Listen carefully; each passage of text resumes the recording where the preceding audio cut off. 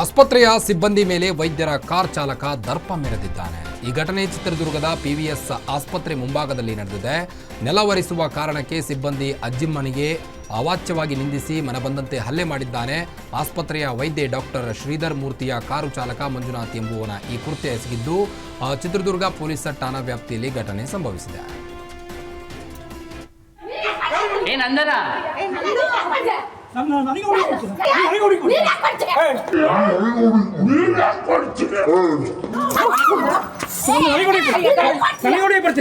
ಈಗಲೇ ಒಂದು 15 ವರ್ಷದಿಂದಲೂ PVS ಹಾಸ್ಪಿಟ್ಲಲ್ಲೇ ಕೆಲಸ ಮಾಡ್ತಿದ್ದೆ.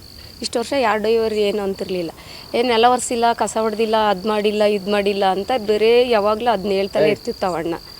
ಅವರು ಕಾರ್ ಡ್ರೈವರು.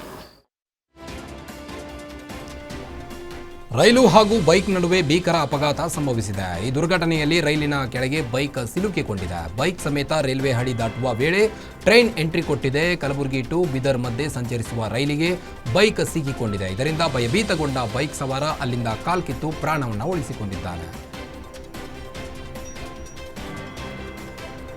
ಬೆಂಗಳೂರಿನಲ್ಲಿ ಮತ್ತೊಂದು ಭೀಕರವಾದ ಅಪಘಾತ ಸಂಭವಿಸಿದ್ದು, ನಿಂತಿದ್ದ ಕಾರಿಗೆ ಹಿಂದಿನಿಂದ ಬಂದ ಕ್ಯಾಂಟರ್ ಡಿಕ್ಕಿಯಾಗಿ ಡ್ಯಾನ್ಸರ್ ಸುಧೀಂದ್ರ ಎಂಬುವರು ಸಾವಿಗೀಡಾಗಿದ್ದಾರೆ. ಬೆಂಗಳೂರು ಗ್ರಾಮಾಂತರ ಜಿಲ್ಲೆಯ ನೆಲಮಂಗಲ ತಾಲೂಕಿನ ಪೆಮ್ಮನಹಳ್ಳಿ ಬಳಿ ಒಂದು ದುರ್ಘಟನೆ ಸಂಭವಿಸಿದೆ. ಮೃತ ಸುಧೀಂದ್ರ ವಿವಿಧ ರಿಯಾಲಿಟಿ ಶೋಗಳಲ್ಲಿ ಭಾಗಿಯಾಗಿದ್ದರು. ರಸ್ತೆಯ ಮಧ್ಯೆ ಡ್ಯಾನ್ಸರ್ ಸುಧೀಂದ್ರ ಅವರು ಕಾರು ನಿಲ್ಲಿಸಿ ಫೋನ್ನಲ್ಲಿ ಮಾತನಾಡುತ್ತಿದ್ದರು. ಈ ವೇಳೆ ವೇಗವಾಗಿ ಬಂದಂತಹ ಕ್ಯಾಂಟರ್ ಡಿಕ್ಕಿ ಹೊಡೆದಿರುವಂಥದ್ದು. ಕ್ಯಾಂಟರ್ ಗುದ್ದಿದ ರಭಸಕ್ಕೆ ತೀವ್ರ ರಕ್ತಸ್ರಾವವಾಗಿ ಸ್ಥಳದಲ್ಲಿ ಡ್ಯಾನ್ಸರ್ ಸುಧೀಂದ್ರ ಸಾವನ್ನಪ್ಪಿದ್ದಾರೆ. ಅಪಘಾತದ ಕುರಿತು ದಾಬಸ್ಪೇಟೆ ಪೊಲೀಸ್ ಠಾಣೆಯಲ್ಲಿ ಪ್ರಕರಣ ದಾಖಲಾಗಿದೆ. ಮಂಡ್ಯ ಜಿಲ್ಲೆಯಲ್ಲಿ ಕಬ್ಬಿಣದ ಪೆಟ್ಟಿಗೆ ಅಂಗಡಿ ಬಾಗಿಲು ಮುರಿದು ದುಷ್ಕರ್ಮಿಗಳಿಂದ ಕಳ್ಳತನ ಮಾಡಿದ್ದಾರೆ. ಶ್ರೀರಂಗಪಟ್ಟಣ ಟೌನ್ ವ್ಯಾಪ್ತಿಯ ಗಂಜಾಂನಲ್ಲಿ ಘಟನೆ ಸಂಭವಿಸಿದೆ. ಅಂಗಡಿಯಲ್ಲಿದ್ದ ಬೀಡಿ, ಸಿಗರೆಟ್, ಗುಟ್ಕಾ ಸೇರಿ ಚಿಲ್ಲರೆ ಕಾಸು ಬಿಡದೆ ಖತರ್ನಾಕ್ ಕಳ್ಳರು ಹೊತ್ತೊಯ್ದಿದ್ದಾರೆ.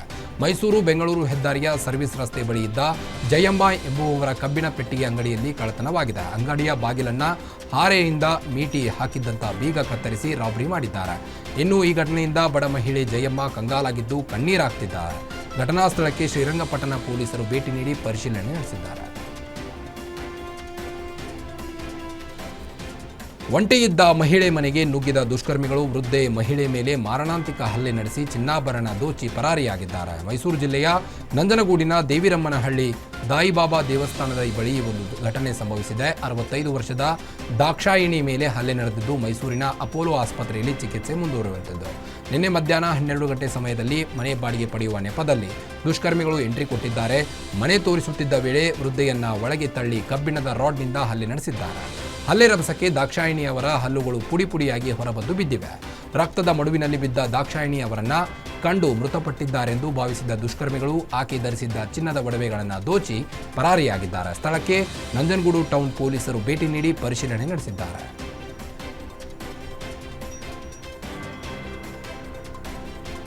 ಬಾಗಲಕೋಟೆ ಜಿಲ್ಲೆ ಇಳಕಲ್ ನಗರದಲ್ಲಿ ಜನರಿಗೆ ನಾಯಿ ಕಡಿತ ಕೇಸ್ಗಳು ಹೆಚ್ಚಾಗುತ್ತಿದ್ವು. ಈ ಹಿನ್ನೆಲೆ ಶಂಕಿತ ಹುಚ್ಚು ನಾಯಿಯನ್ನ ನಗರಸಭೆ ಹಾಗೂ ಅಗ್ನಿಶಾಮಕ ಸಿಬ್ಬಂದಿ ಹಿಡಿದಿದ್ದಾರೆ. 10ಕ್ಕೂ ಹೆಚ್ಚು ಜನರಿಗೆ ಹುಚ್ಚು ನಾಯಿ ಕಚ್ಚಿ ತೀವ್ರ ಘಾಸಿಗೊಳಿಸಿತ್ತು. ಹಾಗೆಯೇ ಅಗ್ನಿಶಾಮಕ ಕಚೇರಿಗೂ ನುಗ್ಗಿ ಸಿಬ್ಬಂದಿಗೆ ಕಚ್ಚಿತ್ತು. ಅಗ್ನಿಶಾಮಕ ಸಿಬ್ಬಂದಿ ಮಾಹಿತಿ ಮೇರೆಗೆ ನಗರಸಭೆ ಅಧಿಕಾರಿಗಳು ನಾಯಿ ಹಿಡಿಯುವಲ್ಲಿ ಯಶಸ್ವಿಯಾಗಿದ್ದಾರೆ. ಬಳ್ಳಾರಿ ಜಿಲ್ಲೆಯಲ್ಲಿ ಕ್ರಿಮಿನಾಶಕ ಸಿಂಪಡಿಸಿ ಮೆಣಸಿನಕಾಯಿ ಬೆಳೆ ಸಂಪೂರ್ಣ ನಾಶವಾಗಿದೆ. ಸುಮಾರು 2 ಲಕ್ಷ ರೂಪಾಯಿ ವೆಚ್ಚದಲ್ಲಿ ಬೆಳೆದ 2 ಎಕರೆ ಮೆಣಸಿನಕಾಯಿ ಬೆಳೆ ಸಂಪೂರ್ಣ ನಾಶವಾಗಿದೆ. ಕುರುಗೋಡು ತಾಲೂಕಿನ ಸಿದ್ದಮ್ಮನಹಳ್ಳಿ ಗ್ರಾಮದಲ್ಲಿ ಸಿಜೆಂಟಾ ಕಂಪನಿಯ ಆರ್ಗೋಗೈನ್ ಮತ್ತು ಸಿಮೋಡಿಸ್ ಎಂಬ ಕ್ರಿಮಿನಾಶಕ ಔಷಧಿ ಸಿಂಪಡಿಸಿ ನಂತರ ಬೆಳೆ ಸಂಪೂರ್ಣ ನಾಶವಾಗಿದೆ. ಚಲವಾದಿ ಹನುಮಂತಪ್ಪ ಎಂಬ ರೈತ 2 ಎಕರೆ ಭೂಮಿಯನ್ನ ಸಾಗುವಳಿಗೆ ತೆಗೆದುಕೊಂಡು ಮೆಣಸಿನಕಾಯಿ ಬೆಳೆ ಬೆಳೆದಿದ್ದರು. ಘಟನೆ ಹಿನ್ನೆಲೆ ಔಷಧಿ ಕಂಪನಿ ಮಾಲೀಕರು ಹಾಗೂ ಸಿದ್ದಮ್ಮನಹಳ್ಳಿ ಗ್ರಾಮದ ಅನು ಟ್ರೇಡರ್ಸ್ ಅಂಗಡಿ ಮಾಲೀಕರು ರೈತನಿಗೆ ಕೂಡಲೇ ಪರಿಹಾರ ನೀಡಬೇಕೆಂದು ರೈತ ಸಂಘದಿಂದ ಒತ್ತಾಯಿಸಲಾಗಿದೆ. ತೋಟಗಾರಿಕೆ ನಿರ್ದೇಶಕ ಶಂಕರ್ ಮತ್ತು ಸಹಾಯಕ ಅಧಿಕಾರಿ ರಾಘವೇಂದ್ರ ಜಮೀನಿಗೆ ಭೇಟಿ ನೀಡಿ ಪರಿಶೀಲನೆ ನಡೆಸಿದ್ದಾರೆ. ಹೆಚ್ಚಿನ ಇಳುವರಿ ತೆಗೆಯಕ್ಕೆ ಅವ್ರದೇ ಆದಂಥ ಕಂಪ್ನಿಯವರು ಅಥವಾ ಅಂಗಡಿ ವಿತರಕರು ಏನು ಕೊಡ್ತಾರೆ ಅದನ್ನು ಬೆಳೆ ಹಾಕಬೇಕು, ಬೆಳಿಬೇಕು ಅನ್ನೋ ಒಂದು ಆಸಕ್ತಿ ಹೊಡಿತಿರ್ತಾರೆ.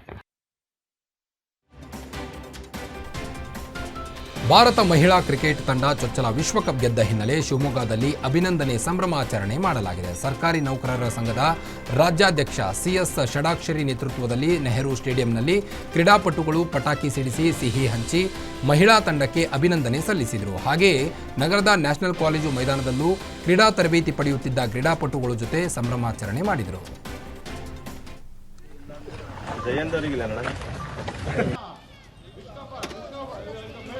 ಎಲ್ಲ ನಮ್ಮ ಕ್ರಿಕೆಟ್ನ ಅಭಿಮಾನಿಗಳು ಈ ಒಂದು ಕಾರ್ಯಕ್ರಮದಲ್ಲಿ ಪಾಲ್ಗೊಂಡಿದ್ದಾರೆ. ಗೆಲ್ಲಿಸಿದ್ದು ಇವತ್ತು ಕಣ್ಣಲ್ಲಿದೆ. ಅದಾದ ಮೇಲೆ ನಂತರ ಫೈನಲ್ ಅಲ್ಲಿ ಶಿಫಾಲಿ ವರ್ಮಾ ಮತ್ತೆ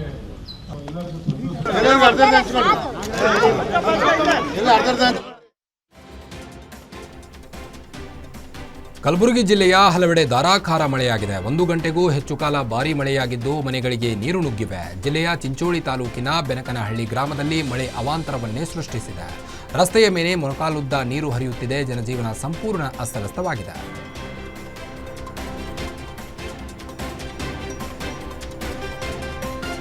ಮೋಂತಾ ಚಂಡಮಾರುತ ಎಫೆಕ್ಟ್ ಕರ್ನಾಟಕದಲ್ಲಿ ಕಾಡಲು ಶುರು ಮಾಡಿದೆ. ಇದರಿಂದ ಯಾದಗಿರಿ ಜಿಲ್ಲೆಯಲ್ಲಿ ಮಳೆ ಶುರುವಾಗಿದ್ದು ಜನರು ಹೈರಾಣಾಗಿದ್ದಾರೆ. ಯಾದಗಿರಿ ನಗರ, ವಡಗೇರ ಸೇರಿದಂತೆ ಹಲವೆಡೆ ಭಾರೀ ಮಳೆಯಾಗಿದೆ.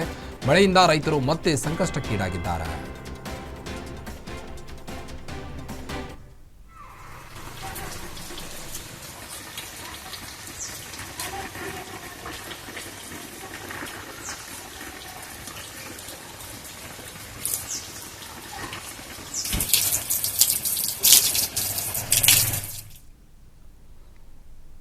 ಇದಾಗಿತ್ತು ಈ ಹೊತ್ತಿನ 30 ಜಿಲ್ಲೆಯ 30 ಸುದ್ದಿಗಳು. ಮತ್ತಷ್ಟು ಸುದ್ದಿಗಳಿಗಾಗಿ ನೋಡ್ತಾ ಇರಿ ಗ್ಯಾರಂಟಿ ನ್ಯೂಸ್. ಸುದ್ದಿ ಖಚಿತ, ನ್ಯಾಯ ನಿಶ್ಚಿತ.